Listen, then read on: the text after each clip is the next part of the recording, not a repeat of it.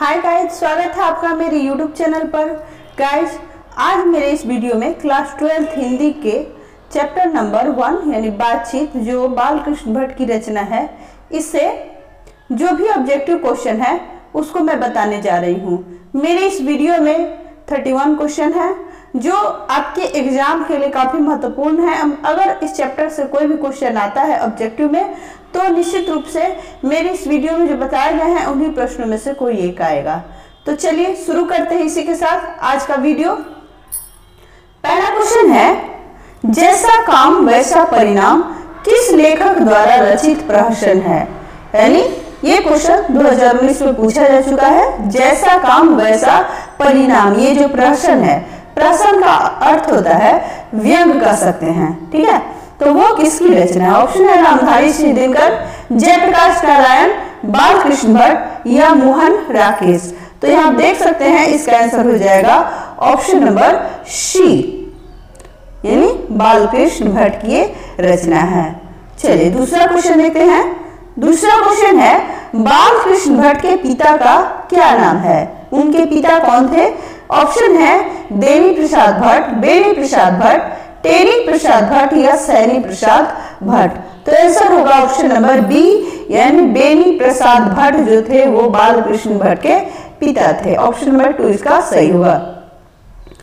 तीसरा क्वेश्चन है, दमयंती स्वयंवर किस लेखक की रचना है?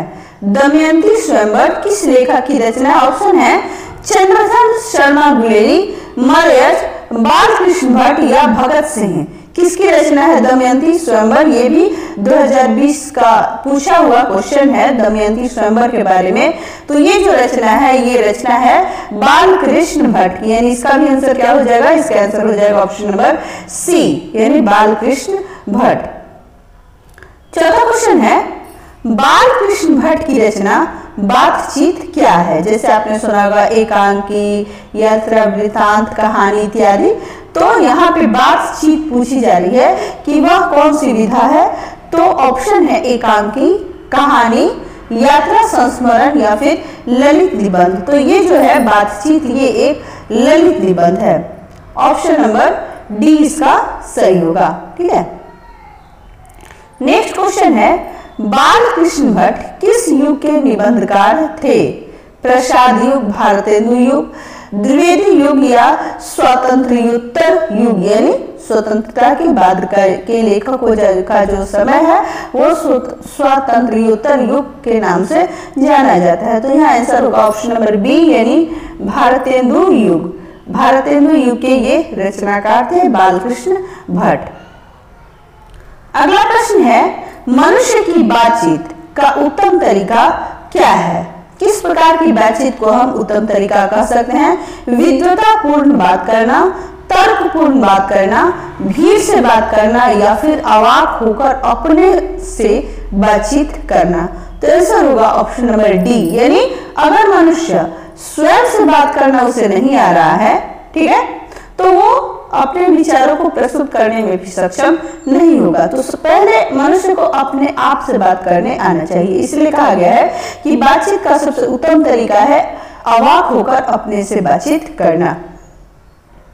अगला प्रश्न है, संवाद में सबसे महत्वपूर्ण क्या है? तर्क, जिज्ञासा, आत्मीयता या प्रवाहपूर्ण भाषा? संवाद में, संवाद जब दो व्यक्तियों के बीच होती है बातचीत, तो हम संवाद कर सकते हैं। तो इसमें सबसे महत्वपूर्ण क्या होता है? तर्क, जिज्ञासा, आत्मीयता या फिर प्रवाहपूर्ण भाषा? तो आंसर होगा ऑप्शन नंबर सी, यानी आत्मीयता। संवाद में सबसे महत्वपूर्ण होती है आत्मीयता। अगला प्रश्न है, बालकृष्ण भट्ट का जन्म हुआ था, यानी कब हुआ था? ये भी 2019 का पूछा हुआ क्वेश्चन है। 23 जून 1884 को, 23 जून 1844 को, 20 जुलाई 1902 को या फिर 18 दिसंबर 1836 को? तो आंसर होगा ऑप्शन नंबर बी, यानी 23 जून 1844 को बालकृष्ण भट्ट का जन्म हुआ था। अगला प्रश्न है, संयोगिता स्वयंवर के रचनाकार हैं? कौन है संयोगिता स्वयंवर के रचनाकार? बालकृष्ण भट्ट, प्रताप नारायण मिश्र, श्रीनिवास दास या मैथिली शरण गुप्त। किसकी ये रचना है? संयोगिता स्वयंवर। तो ये आंसर होगा ऑप्शन नंबर सी यानी श्रीनिवास दास, उनकी ये रचना है संयोगिता स्वयंवर। ठीक है, अगला प्रश्न देखते हैं। अगला प्रश्न है कौन सी रचना बालकृष्ण भट्ट की नहीं है? यानी यहाँ जो दी हुई है रचनाओं के नाम, उनमें से कौन है जो बालकृष्ण भट्ट की रचना नहीं है? नूतन ब्रह्मचारी, 100 अजान एक सुजान, सद्भाव का भाव या फिर परीक्षा गुरु। तो यहाँ जो दी हुई रचना है उसमें नूतन ब्रह्मचारी, 100 अजान एक सुजान और सद्भाव का भाव, ये सभी बालकृष्ण भट्ट की रचनाएं हैं। सिर्फ एक बच रहा है, परीक्षा गुरु, यानी ऑप्शन नंबर डी यही है जो बालकृष्ण की रचना नहीं है। अगला प्रश्न है कौन सी रचना बालकृष्ण भट्ट की है? जो दी गई रचनाओं के नाम दिए हुए हैं उनमें से कौन सी है जो बालकृष्ण भट्ट की है? रेल का विकट खेल, कछुआ धर्म, रेणुका या प्राच्य विद्या। तो आंसर होगा ऑप्शन नंबर ए यानी रेल का विकट खेल। ये जो रचना है ये बालकृष्ण भट्ट की नहीं है, सॉरी बालकृष्ण भट्ट की है, बाकी ये तीनों उनकी नहीं है। ठीक है, तो आंसर होगा ऑप्शन नंबर ए। अगला प्रश्न है बालकृष्ण भट्ट ने कौन सी मासिक पत्रिका निकाली थी? प्रताप, कर्मवीर, हिंदी प्रदीप या फिर ज्योत्सना। तो आंसर होगा ऑप्शन नंबर सी यानी हिंदी प्रदीप। बालकृष्ण भट्ट ने हिंदी प्रदीप नामक मासिक पत्रिका का संपादन किया था। ठीक है, 13वां प्रश्न है आज के वीडियो का, बातचीत किस विधा की रचना है? आलोचना है, गीत है, शोध है या फिर निबंध है? तो इससे पहले भी मैंने बताया आपको बातचीत जो है वो एक ललित निबंध है। तो आंसर होगा ऑप्शन नंबर डी यानी निबंध है। अगला प्रश्न, रॉबिन्सन क्रूसो ने 16 वर्ष के उपरांत किसके मुख से एक बात सुनी थी? यानी 16 वर्षों तक उन्होंने मनुष्य की भाषा नहीं सुनी थी, 16 वर्षों के बाद किसके मुख से एक बात सुनी थी? फ्राइडे के मुख से, एडिसन के मुख से, संडे के मुख से या स्टील के मुख से? तो आंसर होगा ऑप्शन नंबर ए यानी फ्राइडे के मुख से। रॉबिन्सन क्रूसो ने 16 वर्षों के पश्चात फ्राइडे के मुख से कोई बात सुनी थी। ठीक है, चलिए अगला प्रश्न, बातचीत शीर्षक निबंध के निबंधकार हैं जयप्रकाश नारायण, मोहन राकेश, नामवर सिंह या बालकृष्ण भट्ट। तो बातचीत ये भी 2019 में पूछा हुआ प्रश्न है। तो बालकृष्ण भट्ट जो है वो बातचीत शीर्षक जो कविता कहानी है ललित निबंध उसके रचनाकार हैं। अगला प्रश्न, बातचीत के माध्यम से बालकृष्ण भट्ट क्या बतलाना चाहते हैं? बातचीत की शैली, भाषण की शैली, संवाद की शैली या इनमें से कोई नहीं?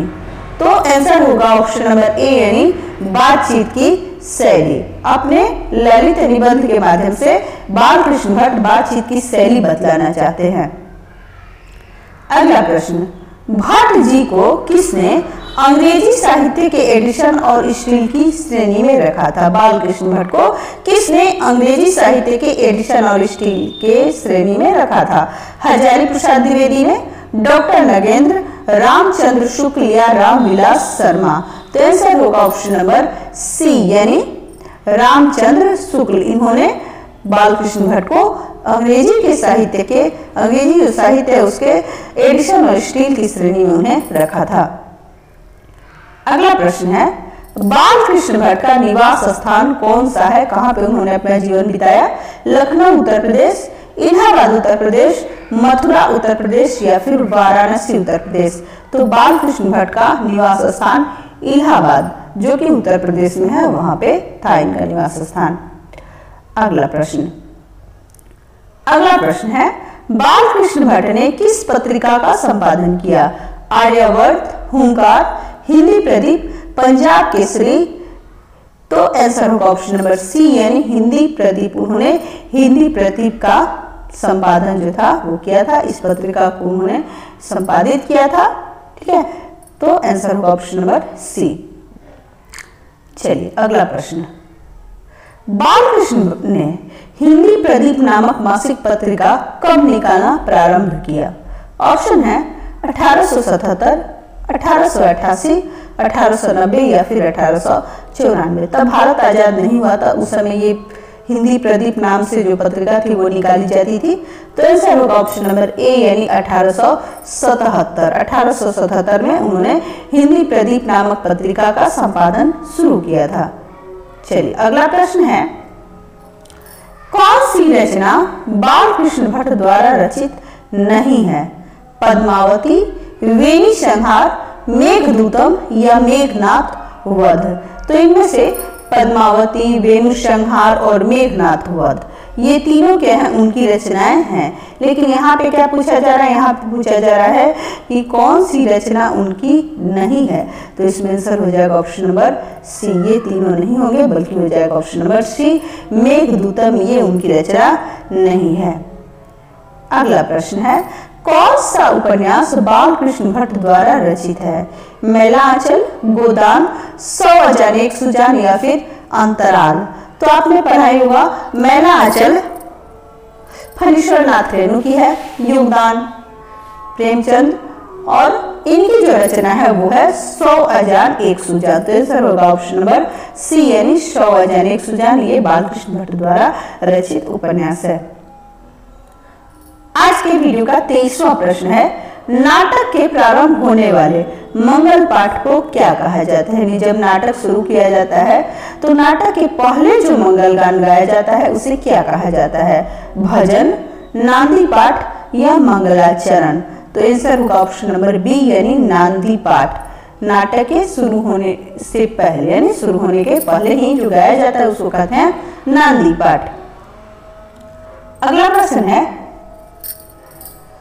रॉबिन्सन क्रूसो को कब तक मनुष्य का मुख देखने को नहीं मिला था? यानी 18 वर्ष तक, 12 वर्ष तक, 16 वर्ष तक या फिर 18 वर्ष तक। 10 वर्ष, 12 वर्ष, 16 वर्ष या 18 वर्ष तक, इनमें से कब तक रॉबिन्सन क्रूसो को किसी मनुष्य का मुख देखने को नहीं मिला था? तो आंसर होगा ऑप्शन नंबर सी यानी 16 वर्षों तक। 16 वर्षों तक रॉबिन्सन क्रूसो को किसी मनुष्य का मुख देखने का अवसर नहीं मिला था और 16 वर्षों के पश्चात ही उन्होंने किसी के मुख से कोई शब्द सुना था। अगला प्रश्न, बोलने से ही मनुष्य के रूप का साक्षात्कार हो जाता है, यह किसने कहा? यानी मनुष्य जब बोलता है तो उसके बोलने में ही उसका व्यक्तित्व झलकता है, वह किस प्रवृत्ति का व्यक्ति है, उसका आचरण कैसा है। ऑप्शन है एडिसन, बेन जॉनसन, स्पेंसर या मिल्टन। तो आंसर होगा इसका ऑप्शन नंबर बी यानी बेन जॉनसन। यानी बेन जॉनसन ने ही यह कहा था कि बोलने से जो है वह मनुष्य की प्रवृत्ति का साक्षात्कार होता है, मनुष्य के रूप का साक्षात्कार होता है। तो आंसर होगा ऑप्शन नंबर बी।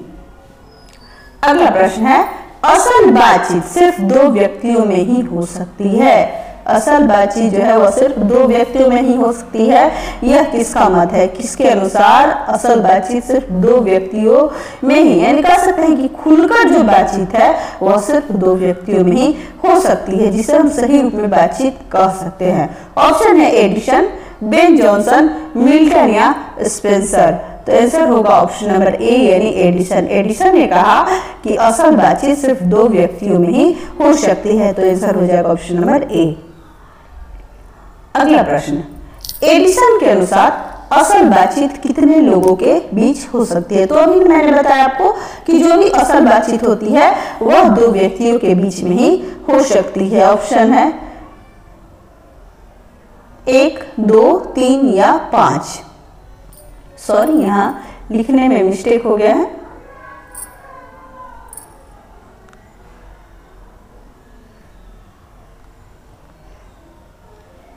यह आंसर हो जाएगा ऑप्शन नंबर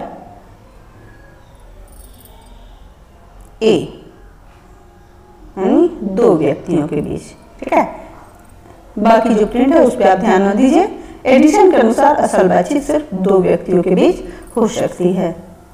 अगला प्रश्न है, बातचीत से मन किस प्रकार का हो जाता है? अगर बातचीत करते हैं तो आपका मन में क्या परिवर्तन होता है, किस प्रकार का हो जाता है? क्रोधपूर्ण, भारी और बोझिल, हल्का और स्वच्छ या इनमें से कोई नहीं। तो आंसर होगा ऑप्शन नंबर सी हल्का और स्वच्छ। यानी अगर बातचीत करते हैं तो अपने विचारों को किसी के सामने प्रस्तुत करते हैं तो आप हल्के महसूस करेंगे और स्वच्छ हो जाएंगे। चलिए अगला प्रश्न है, किसके न होने से सृष्टि गूंगी प्रतीत होती, यानी कौन सी ऐसी चीज है जो अगर नहीं होती तो पूरी सृष्टि, पूरी दुनिया ही गूंगी हो जाती। श्रवण शक्ति, वाक शक्ति, दिव्य शक्ति या स्मरण शक्ति। तो आंसर है वाक शक्ति, यानी हाँ क छूट गया है, वाक शक्ति।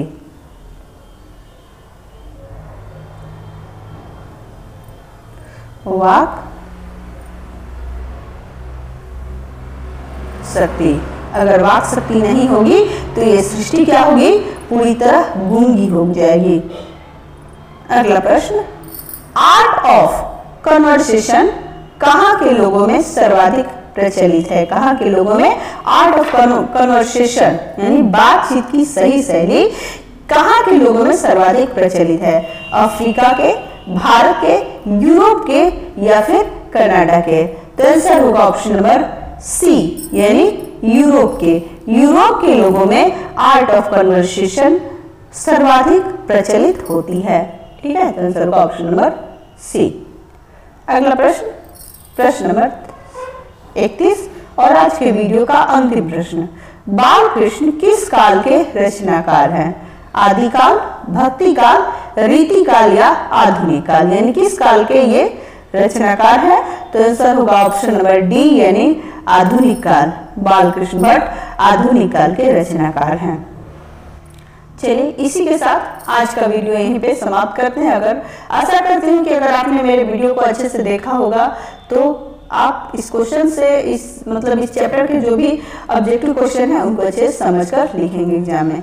तो चलिए धन्यवाद, जय हिंद, जय भारत।